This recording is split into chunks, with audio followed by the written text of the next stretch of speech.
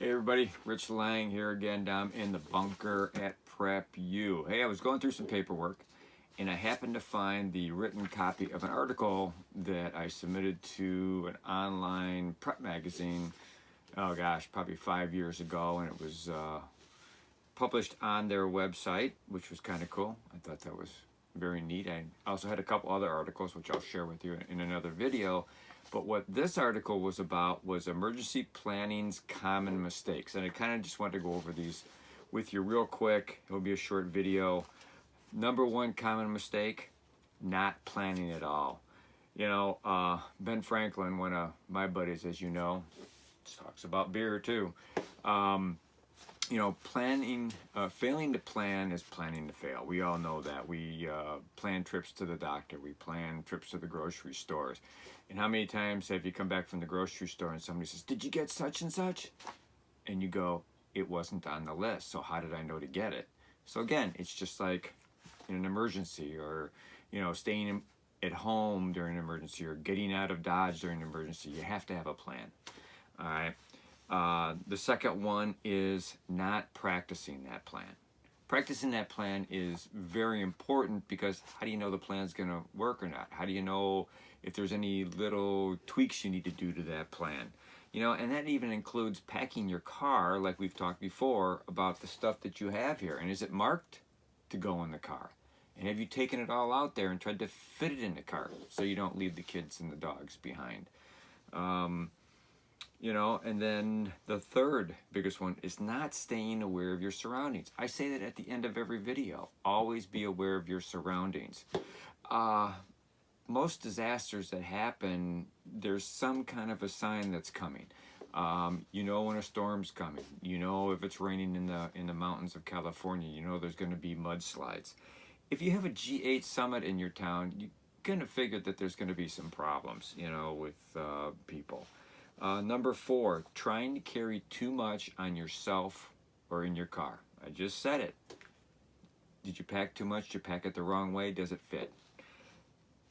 If you have to get out on foot and head out, have you packed the minimal amount of stuff that you absolutely are going to need?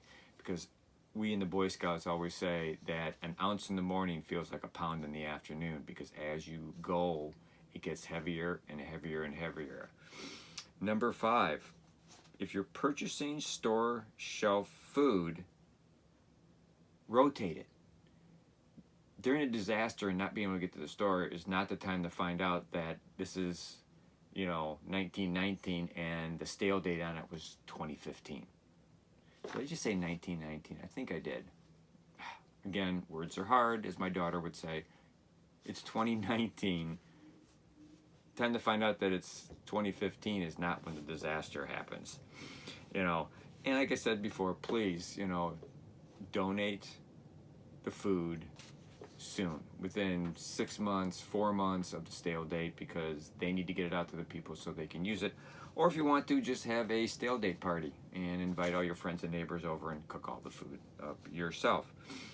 Number 6, not practicing with the weapon that you choose to carry.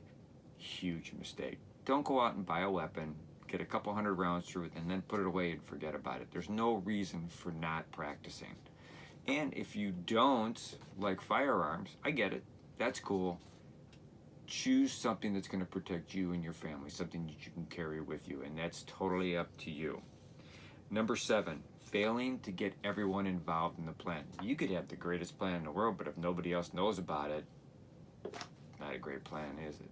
And it includes your wife, and if you have kids, your kids, but it also includes where you're going.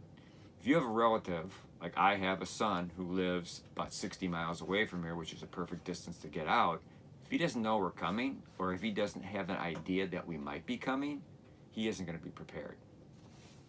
Number 8, knowing when to stay in place or when to pack up and leave.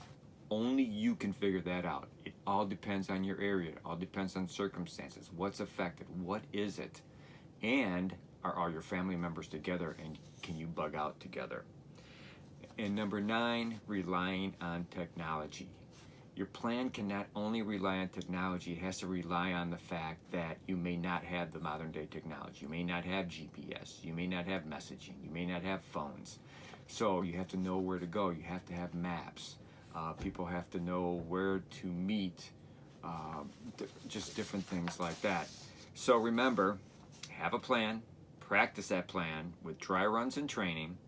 Let everyone involved in the plan know, let them be aware that there is a plan and their role in it, and periodically review that plan and update it as circumstances change, and have as part of your plan what to do if GPS, messaging, and phones communication goes down.